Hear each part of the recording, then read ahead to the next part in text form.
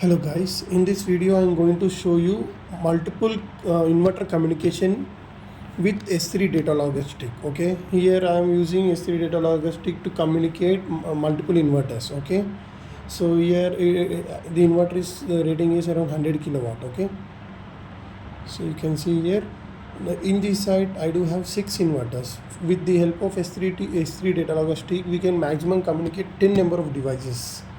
Okay, this is how S3 Datalogger sticks looks like. So just you have to insert the SIM in it and plug into it likewise, like general configuration type. And in each and every inverter, first you have to do is you have to update date and time and COM address. In the here in this side we are having 6 inverters, right? So for this inverter I am making the COM address as 1. Likewise, you have to make other COM addresses unique. This is 1, other one is 2. It should not be same. Okay. So in this, I have did COM addresses 1, beside 1, 2, 3, 4, 5, 6 like that. Okay. So those are beside the each and every inverters are beside only, not much distance. You can see in this video. This one is 1. Date and time is up to date. COM address also changed. Likewise 2, 3, 4, 5, 6, maximum 6. Inside there are 6 inverters. So later I will show you how to insert, where we have to insert the SIM. So in this we have to remove the cap of the data logger and insert the SIM. So after inserting the SIM, we have to make a ring to the SIM, whether it is working or not. If it is ringing, then it is working fine. Okay. So the lights are also blinking. Means the communication is going on. So already username password registration is completed and plant also added. So here I am showing you how looping is be done. So this is in nameplate details of the inverter. Here total 600 kilowatt inverters are present. Okay. Sorry. So now the looping will be shown. Make sure you have to plug it and rotate the cap. So from the inverter 1, I am showing you the looping of the inverters. So wherever you give in or out or in, however, the inverter should be interconnected to each other. So here from inverter 1, I am giving from output, from COM board, in communication board, I am giving from output port. Here I am using Ethernet cable. Okay.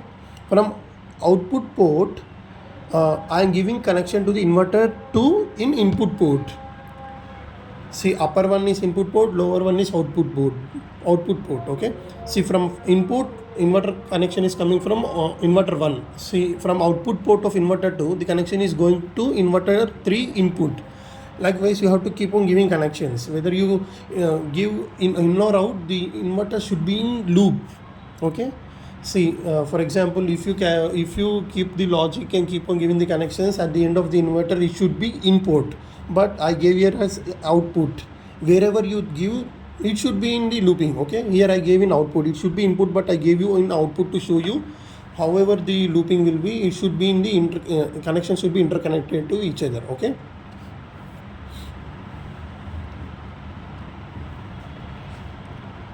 So make sure everything is fine and just open the username password and enter into the plant and check whether those are reflecting in online or not. Okay, let me check here.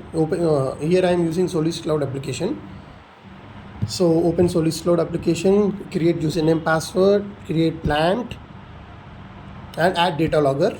After adding Datalogger, it will show in online. Okay, here I am entering into the site. So I am refreshing it. Go to devices, go to the plant here. So now go to device. So see, before 1 minute, all the inverters got communicated in and reflected in online in server also. Okay. So in this way we are giving looping of the inverter, and I will show you the looping in paper line, single line, like a single line diagram. Okay, this is how actually looping is done with me. Here in inverter 6 I gave in input, but in reality I gave in output. Okay, so if you like the content, please like, share and subscribe my channel. Thank you.